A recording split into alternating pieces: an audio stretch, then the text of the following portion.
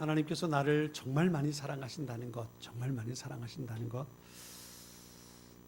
그것을 확인하는 기간이 사순절 기간이기도 합니다. 사순절 두 번째 주간을 시작하는데요, 하나님의 더 큰 사랑 함께 나누고 또 우리 안에 채워가는 소중한 시간들이 되길 바랍니다. 말씀 소그룹 나누는 시간 잊지 마세요. 함께 참석하기 바라고요. 자, 오늘도 확인 한번 할까요? 여러분이 가지고 있는 것은 어떤 색인가요? 주보 한번 확인하겠습니다. 여러분 가지고 있는 것은 어떤 색인가요? 한번 다 들어보세요. 오늘 인도자는 우리 윤권사님 없는 걸 가지셨어요? 또 귀한 걸 또 가지셨네요. 오늘 예배 오늘 소그룹 인도자는 노란색 스티커입니다. 노란색 스티커를 가지고 계신 분이 계십니까? 또 어느 분인가요? 손 한번 들어보세요. 노란색 스티커. 노란색 한번 손 들어보세요. 노란색. 아무도 없습니까? 현주 노란색이에요? 노란색 또 다른 분 안 계십니까? 노란색이?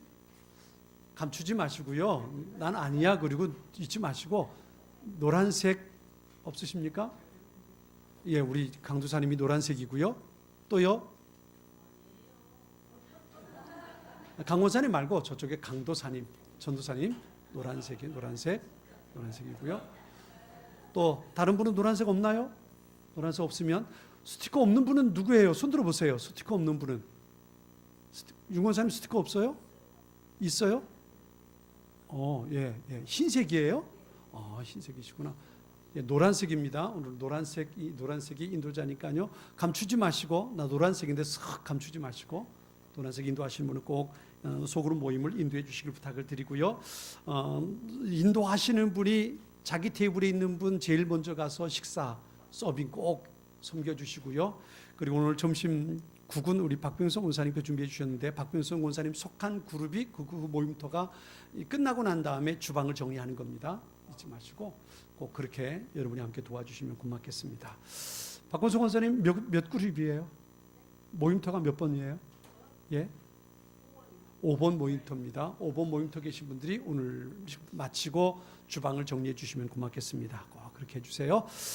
자, 지난주 나는 어떤 존재인가에 대해서 말씀을 드렸어요. 아담과 하와의 모습을 보면서 하나님 앞에 선악과를 따먹고 범죄함으로 넘어진 그들, 그래서 우리는 죄인의 모습인 것에 대해서 함께 말씀을 드렸어요.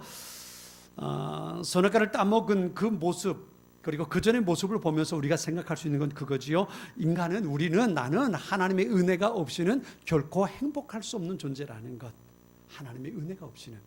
에덴 동산에서 아담과 하와는 선악과를 따먹기 전에 하나님의 은혜 가운데 살았어요. 그게 행복한 삶이었지요.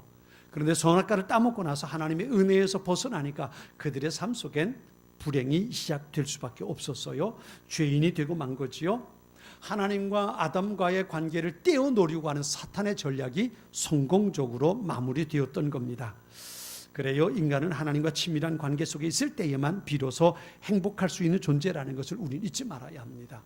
그래서 하나님께서 우리를 불러주신 거예요. 내가 늘 불행하니까 하나님께서 예수님을 십자가에 보내셔서 십자가에 죽게 하시고 우리를 하나님의 자녀로 다시 불러주신 거예요. 왜요? 내가 하나님 앞에 갈 수 없으니까, 내가 하나님 앞에 다가갈 수가 없으니까 하나님께서 우리를 찾아오신 거예요. 그게 바로 예수님의 십자가 사건입니다.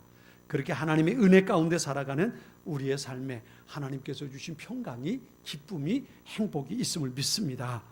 문제는 그렇게 하나님께서 우리를 찾아오셔서 우리에게 평강 주시고 우리를 행복하게 하길 원하시는데, 그런데 우리 또한 내 앞에 있는 선악과를 범함으로 인해서 그 행복을 깨뜨려 버리고 있는 경우들이 많다는 거예요.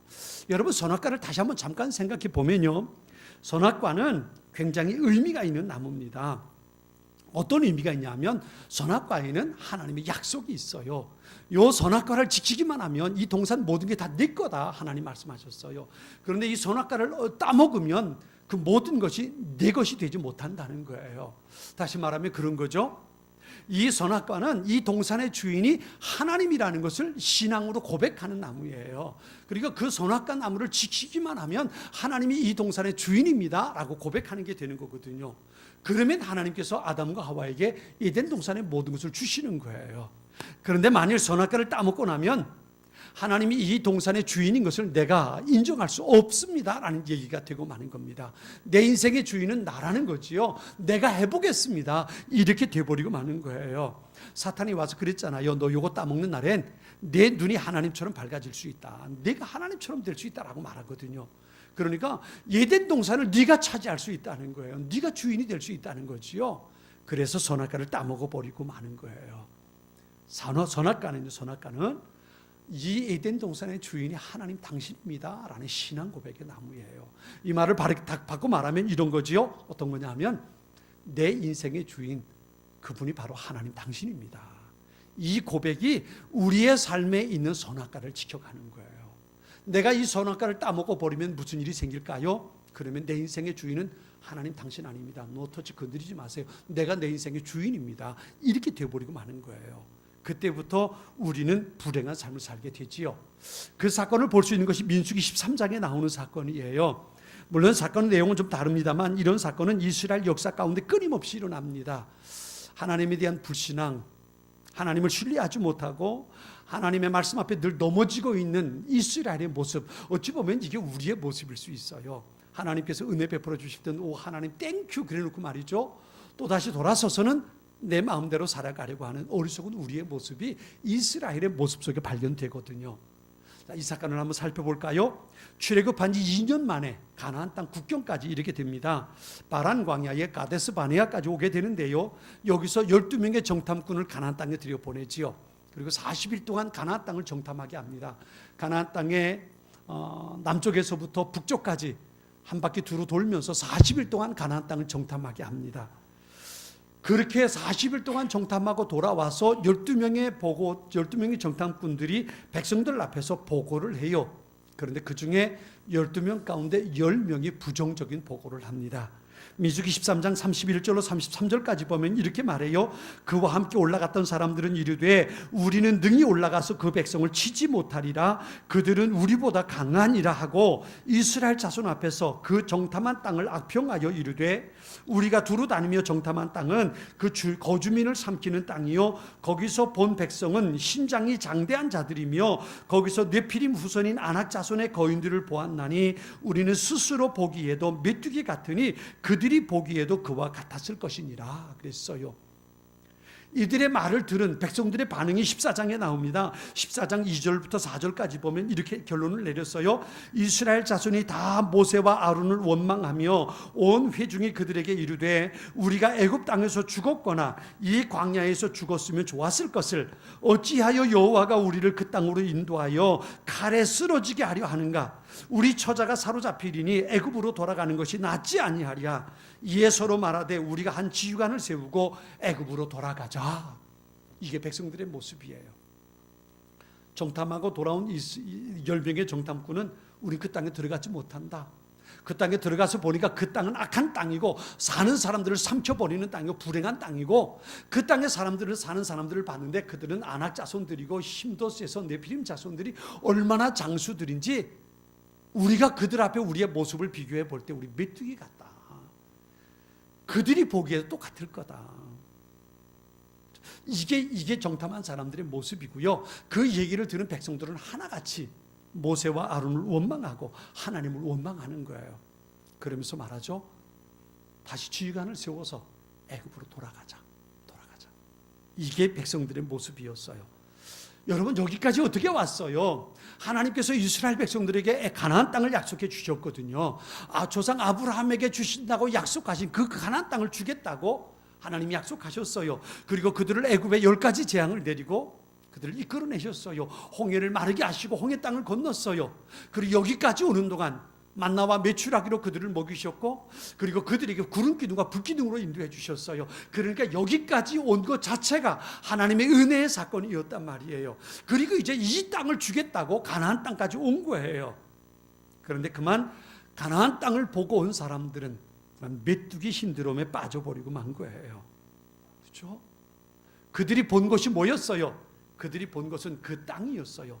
그들이 본 것은 그 땅에 살고 있는 사람들이었어요. 그리고 그들이 본 것은 그들 앞에 자신들의 연약한 모습을 봤어요. 오늘 그래서 좀 전에 봤던 민수기 13장 31절 31, 33절에 보면 정탐하고 돌아온 사람들의 한 이야기 가운데 보았다는 얘기가 참 많아요. 내가 이것도 보았고 이것도 보았고 이것도 봤는데 결론은 못 들어간다라는 얘기였어요. 이게 그들의 결론이었어요.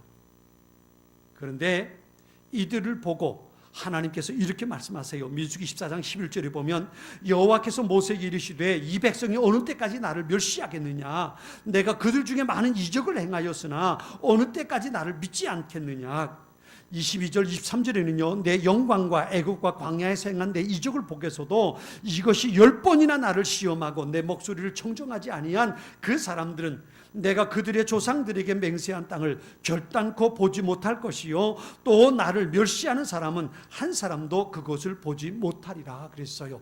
하나님께서 사용하신 단어를 보세요. 이스라엘 백성들이 정탐하고 온 사람들이 사용한 단어는요 보았다는 단어였어요. 내가 이것도 봤고 이것도 봤고 이것도 봤는데 도무지 안 되겠다라고 말했어요. 그런데 그런 이스라엘을 보시고 하나님께서 이렇게 말씀하세요. 그들이 하나님을 멸시했고 그들이 하나님을 믿지 못했고 그들이 하나님을 시험했고 그들이 하나님의 말씀을 청종하지 않았다는 거예요. 한마디로 말하면 하나님의 은혜로 여기까지 왔는데 하나님께서 놀라운 기적을 베풀고 그 기적을 경험하며 여기까지 왔는데 그럼에도 불구하고 이들이 하나님을 신뢰하지 못했다는 거예요. 그러면 어떻게 한 거예요? 내가 내 인생을 살아가는 거예요. 그들이 봤다는 건 가나안 땅이었어요. 그들이 본 건 가나안의 그 큰 아낙 자손들, 네피림 자손들, 거인들이었어요. 그들이 본 것은 그들 앞에 자신의 연약한 모습을 봤어요. 그리고 못 들어간다라고 말한 거예요. 거기엔 하나님에 대한 이야기가 없는 거예요. 여기까지 어떻게 왔는데요? 하나님의 인도하심, 하나님의 기적적인 사건들을 통해서 여기까지 왔는데 그들은 하나님을 보지 못하고 가나안 땅을 보고 가나안 땅에 살고 있는 사람들을 봤고 그리고 보잘것없는 자신의 모습만 본 거예요. 그러니까 그들은 못 들어간다라고 말할 수밖에 없었던 겁니다. 근데 하나님께서 그들을 심판하셨어요. 하나님의 주인 되심, 하나님의 돌보심을 기억하지 못했던 그들은 광야 40년 동안 죽었고 가나안 땅에 들어가지 못하게 되고 마는 겁니다.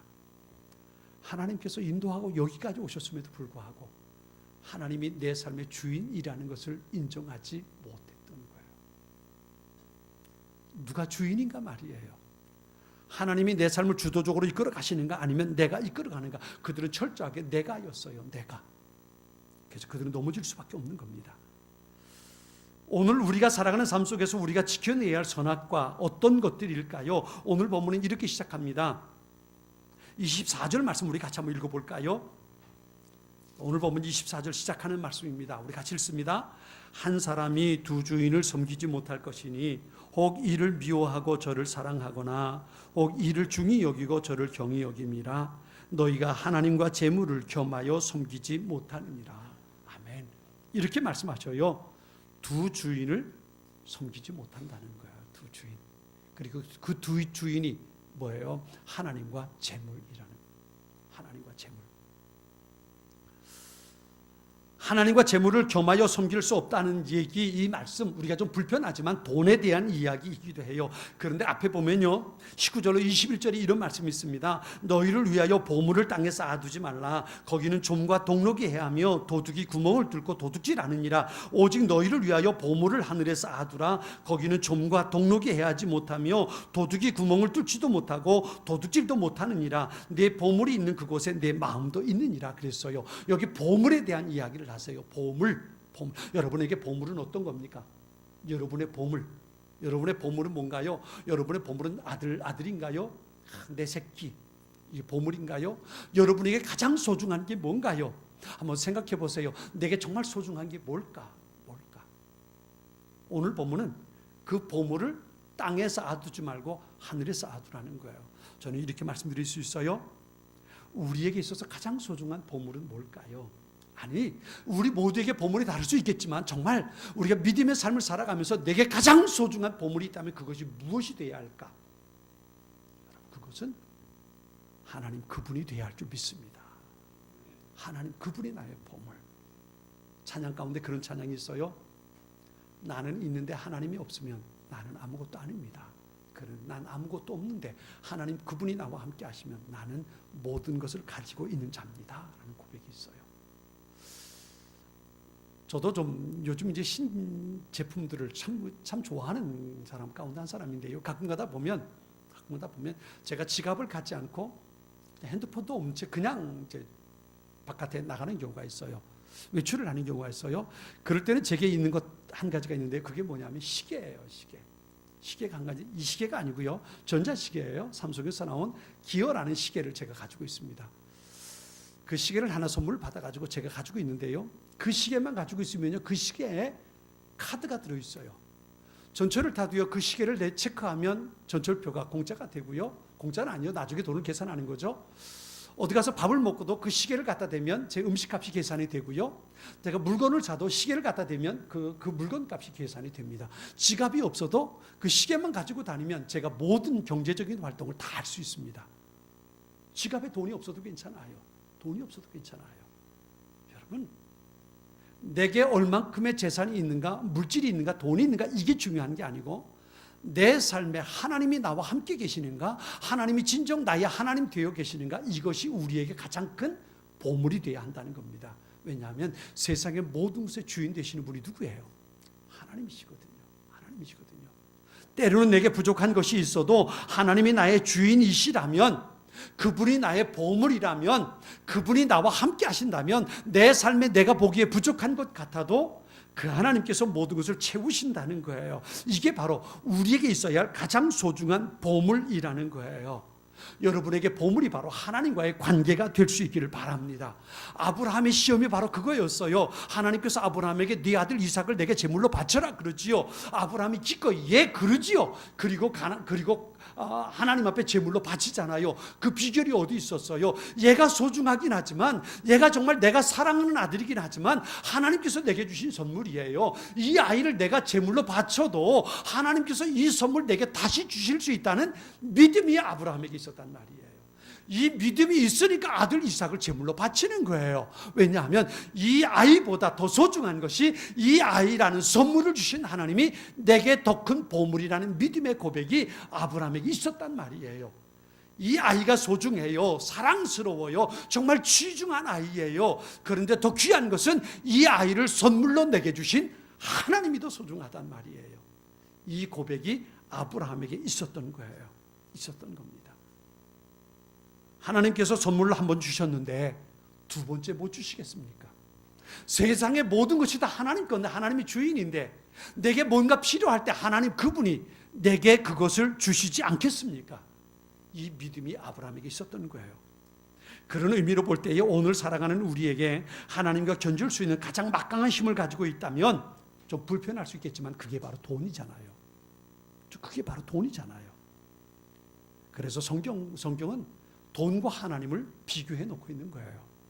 여러분, 돈은 나쁜 게 아니에요. 저도 돈을 좋아합니다. 목사가 돈을 좋아한다고 여러분 시험에 들지 마세요. 여러분도 다 좋아하잖아요. 유장로님 아닌 것 같이 근엄하게 계시는데 돈 안 좋아하세요? 네, 저도 좋아합니다. 사랑하지 않지만 좋아합니다. 돈이 많으면 할 수 있는 일이 얼마나 많아요. 그죠? 얼마나 많아요. 얼마 전에 군부대에서 군목사님이 부대 교회에 음향시설을 좀 고치는데 한 100만 원 정도가 필요하대요. 음향시설이 좀 안 좋대요. 제가 아는 집사님을, 저희 교회도 음향시설을 돕는 집사님을 제가 보냈어요. 집사님 거기 가서 그 부대 교회를 좀 한번 살펴봐 주세요. 부대 교회가를 살펴보고 이분이 저한테 견적서를 보냈는데 한 150만 원 견적서를 보냈어요. 그렇게 많이 말고 한 100만 원 정도 어떻게 좀 해볼 수 없겠습니까? 그래요. 그러면 군부대 교회니까 저도 좀 제가 헌신하지요. 그럼 100만 원 정도에 맞춰보겠습니다. 그러더라고요. 그래, 그러면 해봐라. 그리고 집사님한테 얘기해서 집사님과 수리를 했어요. 근데 100만 원이라는 돈을 생각하고 나니까 이게 제게 그게 있나요? 그래서 어떻게 이걸 좀 감당해 봤으면 좋겠는데, 얼마 정도라도 좀 해봤으면 좋겠는데, 제게 그 정도 여유가 없잖아요. 하나님 앞에 기도했죠. 하나님, 어떻게 좀 안 되겠습니까? 이 부대 교회가 참 가난한 교회고 힘든 교회고, 뭐 헌금도 아이들이, 사병들이 헌금해요. 얼마나 하겠어요. 그런 교회인데 그래도 하나님 앞에 예배하고 그 교육 사역하는 목사가 좀 불편하다는데 하나님 좀 어떻게 좀 해주셔야 되지 않겠습니까? 그리고 기도를 했어요. 그랬는데 그 다음에 기도하고 났을 때에 지난 1월 달에 구밀보에 제가 한 달 동안 매일매일 큐티에 대해서 칼럼을 좀 쓴 게 있어요. 그런데 그 기도하고 났을 때 그 부대에서, 그 국민일보에서 목사님 이번엔 이게 좀 원고료가 좀 있습니다. 그러면서 원고료를 보내왔어요. 그 돈이 54만 원이 보내왔어요. 하나님이 주셨구나. 그리고 계좌를 바로 그쪽 계좌로 보냈어요. 군부대 계좌로. 이건 제게 보낼 게 아니라 하나님께서 그쪽으로 보내시는 겁니다. 그리고 그쪽으로 바로 보내라고 알려줬어요. 그래서 그 돈이 그리 가서 절반 이상을 사용하게 됐어요. 저도 돈을 좋아합니다. 그래야 더 많은 일을 할 수 있으니까요. 그런데 하나님께서 내게 있어야 할 것들을 늘 채운다는 믿음이 있기 때문에 내겐 좀 부족해도 저는 하나님께서 하실 것이라고 늘 믿습니다. 문제 중요한 건 뭐냐 하면요, 돈이 있어야 먹고 사는 문제가 해결되잖아요. 오늘 본문에도 그렇지요. 무엇을 먹을까, 무엇을 입을까, 무엇을 마실까 염려하지 마라. 여러분, 무엇을 먹고 무엇을 마시고 무엇을 입는 건 무엇으로 해결합니까? 무엇을 먹을 수 있을까? 무엇을 입을 수 있을까? 무엇을 마실 수 있을까? 그러면 공통적인 답은 뭐예요? 뭐로 해결됩니까?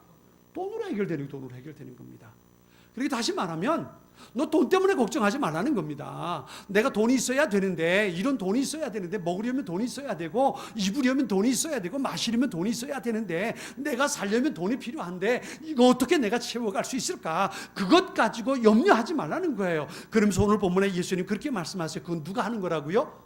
이방인들이 하는 거라는 거예요. 이방인들이 하는 것. 여러분, 이방인은 누굽니까? 이방인은 예수님을 믿지 않는 사람들이에요. 하나님을 아버지라 부르지 못하는 사람들입니다. 그 사람들은 어떻게 살아요? 자기가 자기 삶의 주인이에요. 내가 내 삶을 결정해야 돼요. 내가 내 삶을 책임져야 돼요. 그러니까 돈이 필요해요. 먹으려면 돈이 필요하고, 마시려면 돈이 필요하고, 옷을 입으려면 돈이 필요하고요. 살려면, 집을 장만하려면 돈이 필요해요. 그러니까 그것 때문에 염려하고 걱정하고 불안해할 수밖에 없어요. 왜요? 내가 내 인생의 주인이니까, 내가 내 인생을 만들어 가야 되니까, 책임져야 되니까 이게 염려가 될 수밖에 없는 거예요. 그런데 예수님 말씀하세요. 내 아버지는 하늘에 계신 아버지 아니냐. 하늘에 계신 아버지는 내게 무엇이 있어야 할지 알고 계셔. 그리고 내가 그것이 필요할 때에 하늘에 계신 아버지가 내게 채워주실 거야 라고 말씀하시는 거예요.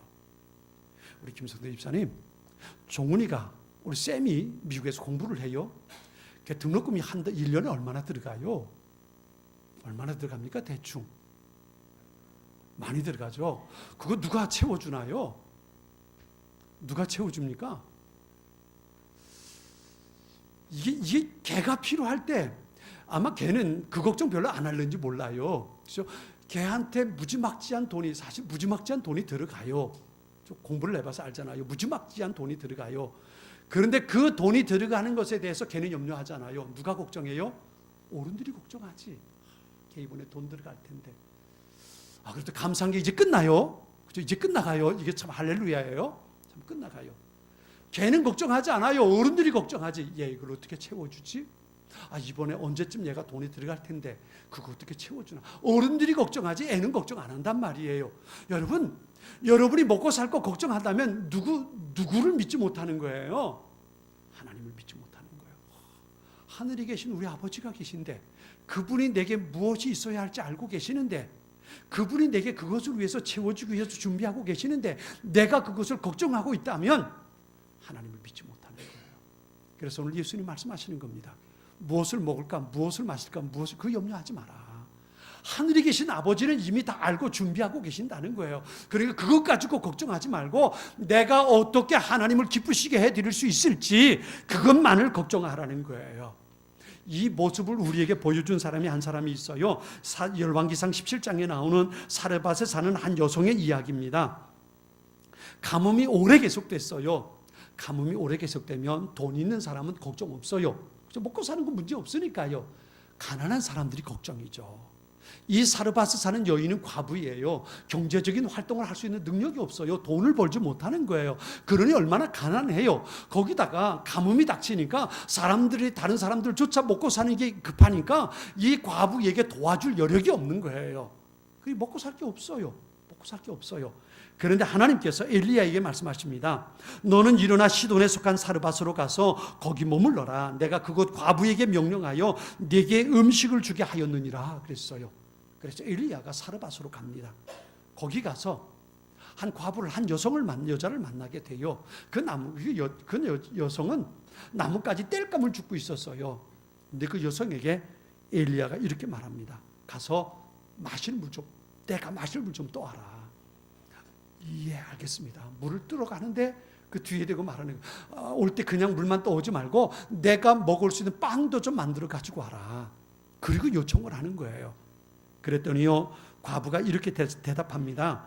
당신의 하나님 여호와께서 살아계심을 두고 내게 맹세하는데 제게 빵은 없고 통에 밀가루 한 줌과 병에 기름이 조금 있을 뿐입니다. 제가 나뭇가지를 주워 집에 가서 저와 제 아들을 위해 음식을 만들어 먹고는 죽을 생각이었습니다. 그랬어요. 무슨 얘기예요? 집에 밀가루가 한 움큼 남아있고요, 기름병에 기름이 몇 방울 남아있다는 거예요. 이거 가지고 마지막 빵을 만들어 가지고 그거 먹고 아들과 함께 마지막 음식으로 먹고 죽을 계획이라는 거예요. 더 이상 먹을 게 없으니까요. 그것밖에 없다는 거예요. 저 같으면 빵을 가져오지 말라고 그랬을 거예요. 이거 마지막 양식인데 마음 아프잖아요. 그걸 어떻게 뺏어 먹어요? 어떻게 뺏어 먹어요? 그런데 엘리야가 말하는 겁니다. 가지고 와라. 가지고 와라. 그러면서 이렇게 말합니다. 열왕기상 17장 13절 14절 보면요, 엘리야가 그에게 말했습니다. 두려워하지 마시오. 가서 당신이 말한 대로 하되 먼저 그것으로 나를 위해 조그만 빵 한 개를 구워 주시오. 그리고 나서 당신과 당신 아들을 위해 먹을 것을 만드시오. 이스라엘의 하나님 여호와께서 여호와가 땅에 비를 내리는 그날까지 통 안에 밀가루가 떨어지지 않겠고 병 안에 기름이 마르지 않으리라 하고 말씀하셨소. 그랬어요. 여러분 생각해 보세요. 이제 가서 빵을 만들면 그거 한 덩어리밖에 못 만드는 거예요. 그거면 끝이에요. 더 이상 밀가루 없어요. 그런데 엘리야가 이렇게 말해요. 먼저 나를 위해서 빵 한 덩어리 만들어 가져오고 그 다음에 당신과 당신 아들을 위해서 빵을 구워 만드십시오. 그 밀가루가 어디 있어요?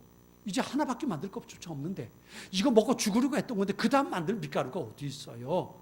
그런데 말하는 거 하나님께서 그 빵을 구워 내게 가져오면 당신의 밀가루통에 가뭄이 끝날 때까지 밀가루가 끊어지지 않을 거고 당신의 기름병에 기름이 마르지 않을 겁니다. 하나님께서 그렇게 약속해 주셨습니다. 그리고 얘기한 거예요. 그랬더니요, 이 여자가 집에 가서 주워간 땔감을 가지고 불을 지피고 밀가루통에 있는 밀가루 톡톡 떨어가지고 거기에 물을 넣고 반죽을 하고 기름을 프라이팬에 적셔가지고 둘러가지고 빵을 한 덩어리 만드는 거예요. 그리고 그걸 가지고 엘리야에게 가져옵니다. 이제 밀가루가 남았어요? 없어요? 전 없는 거예요. 마지막 밀가루 가지고 한 거예요. 마지막 기름 털털 털어가지고 프라이팬을 둘러서 그리고 빵을 만든 거란 말이에요. 그리고 가져왔어요. 그리고 이건 뭐예요? 이건 빵 한 덩어리가 아니라 이건 이 여자와 그 아들의 생명이에요. 이젠 아무것도 없어요. 끝난 거예요. 그런데 그걸 하나님의 말씀을 믿고 엘리야 선지자에게 가져온 거예요. 그리고 나서 무슨 일이 벌어졌습니까? 가뭄이 그칠 때까지 그 집에 밀가루통에 밀가루가 끊어지지 않았고요, 기름병에 기름이 마르지 않았다는 거 아닙니까? 이 과부가, 이 사르반 여인이 가지고 온 빵을 가지고 온 그 헌신의 의미가 뭘까요? 한 가지예요. 내 삶의 주인은 내가 아니라 하나님이십니다. 내가 내 인생을 만들어가는 것이 아니라, 내가 내 인생을 책임지는 것이 아니라 하나님의 은혜 가운데 나는 삽니다.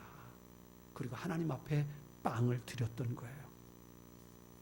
하나님이 나의 주인이라는 거지요. 내 인생은 내가 사는 것이 아니라 하나님의 은혜로 산다고 고백하는 것. 그게 이 여인이 예수님 앞에 가지고 온, 이 엘리야 선지자 앞에 가지고 온 빵 한 덩어리였던 거예요. 여기 27장 30절은 이렇게 말합니다. 그 땅의 10분의 1, 곧 그 땅의 곡식이나 나무의 열매는 그 10분의 1은 여호와의 것이니 여호와의 성물이라 그랬어요. 모든 소산의 10분의 1, 우리로 말하면 우리의 수입의 10분의 1은 하나님 앞에 10의 1조로 드리라는 거예요. 왜요? 그것이 하나님의 것이기 때문이라는 겁니다. 하나님의 것, 하나님의 것. 내가 수입해서 내가 일해서 번 것이 아니라 하나님께서 내게 주신 거라는 거예요. 하나님께서 내게 주신 것으로 내가 사는 거라는 거예요. 그 신앙 고백이 무엇을 통해서 나타나냐 하면 10의 1조를 하나님 앞에 드리는 것으로 나타난다는 거예요. 사라밧 과부에게 있어서 빵 한 덩어리는 10분의 1이 아닙니다. 그의 전부였어요.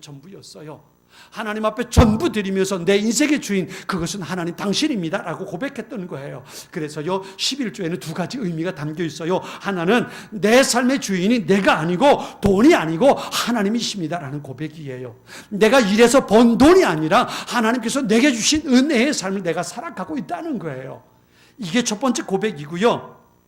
그래서 단순하게 내가 12일조 얼마를 하나님 앞에 드리는 것이 아니라 내 삶의 전부를 주님 앞에 드립니다. 이것이 12일조 가운데 들어져 있는 거예요.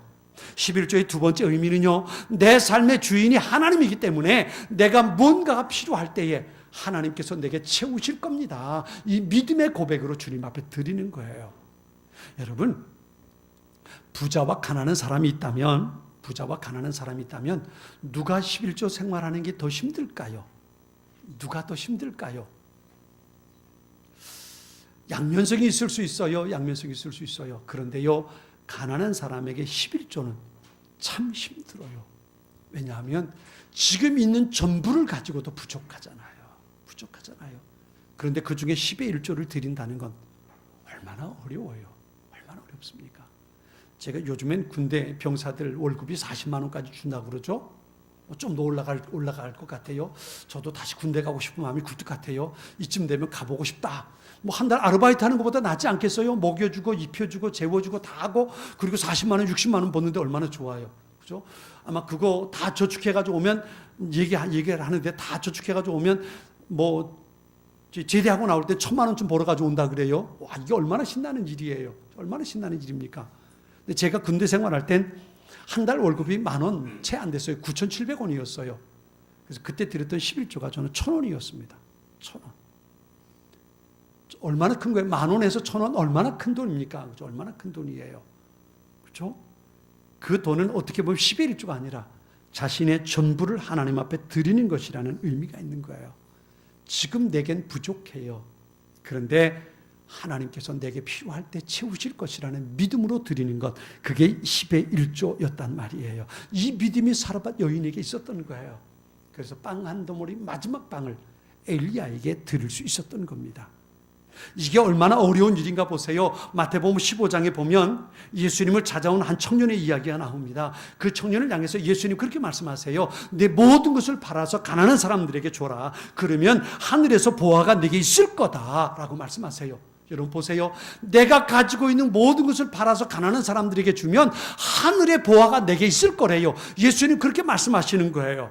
그런데 성경에는 이렇게 말하죠. 그 청년이 재물이 많은 거로 이 말씀을 듣고 근심하며 갔다 그랬어요. 무슨 얘기예요? 하늘의 재물, 그건 내 눈에 보이지 않으니까 내가 믿을 수 없고 지금 당장 내게 있는 게 내게 소중하다고 생각했던 거예요. 내 주머니에 지금 돈이 있어야지, 내 지갑에 지금 돈이 있어야지, 은행에 지금 내게 잔고가 있어야지, 하늘의 보화 그거 개나 갖다 주라 그래, 이렇게 돼버리고 만 거예요. 그래서 하늘의 보화가 아니라 지금 내게 가지고 있는 것을 그가 믿고 신뢰할 수 있었던 거예요. 그래서 그는 예수님 앞에 영생을 얻을 수 있는 길에서 실패하고 넘어지고 마는 거예요. 사도행전에 보면 아나니아와 삽비라는 사람이 나와요. 부부예요. 이들도 똑같은 시험을 당해요.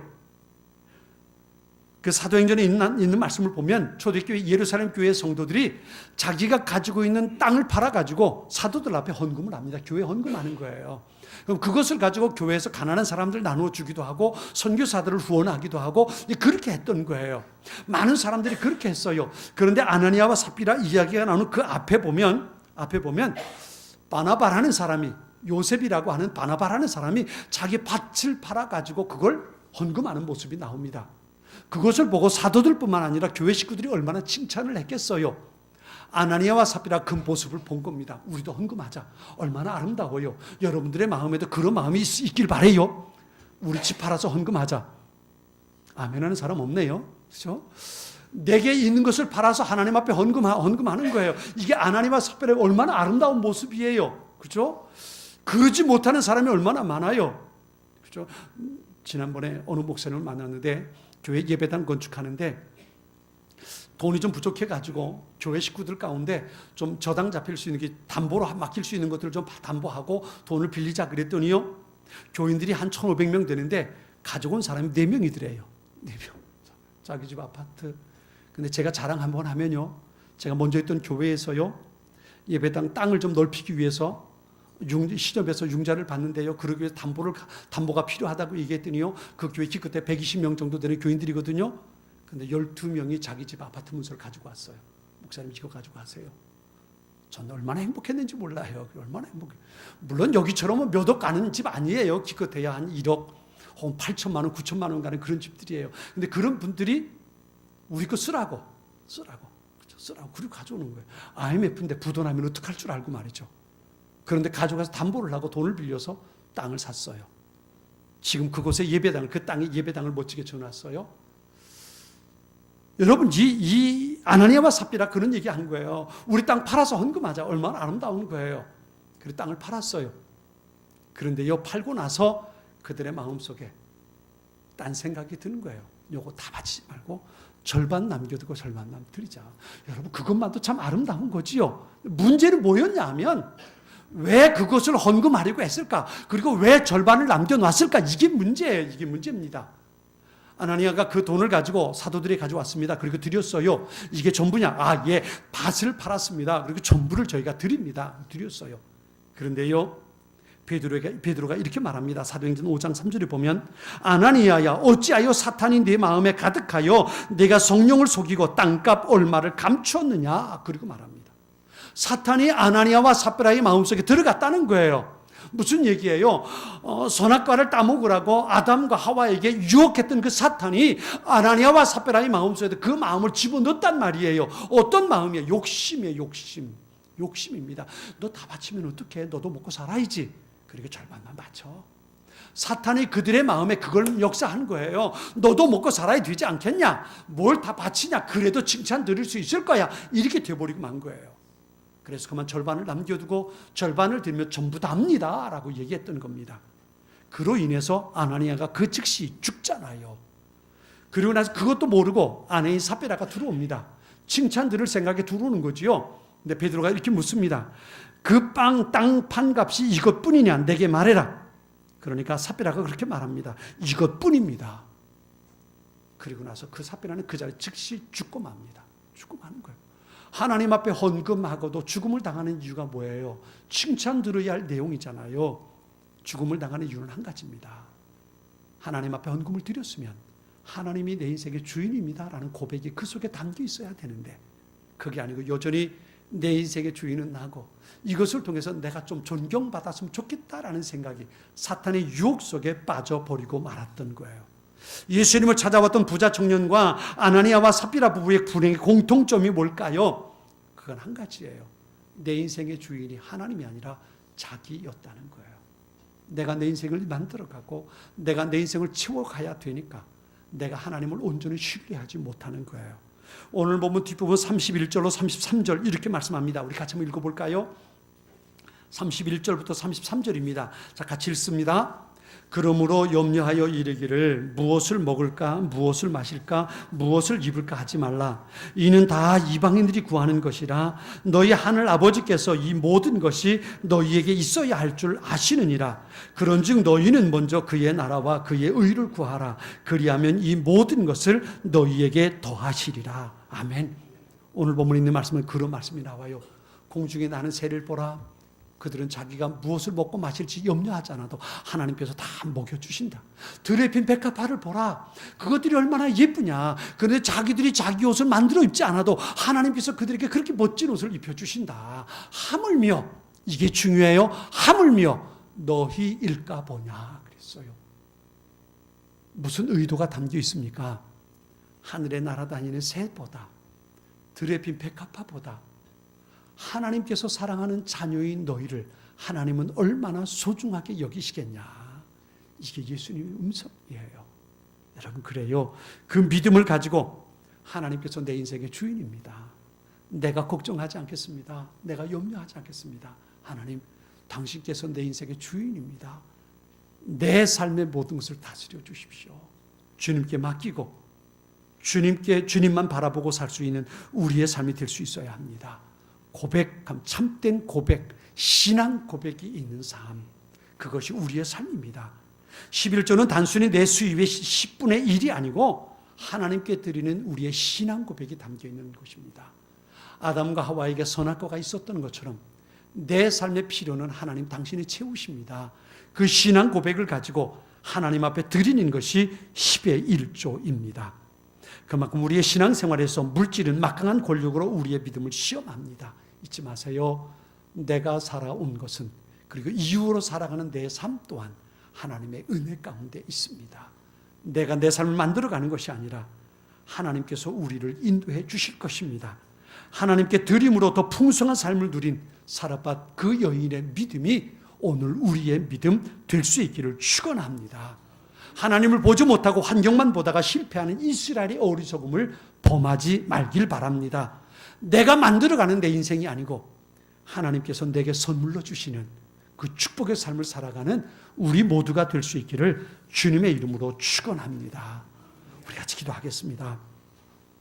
우리 같이 기도할 텐데요. 주신 말씀을 생각하면서 같이 기도하겠습니다. 내 인생의 삶은 내가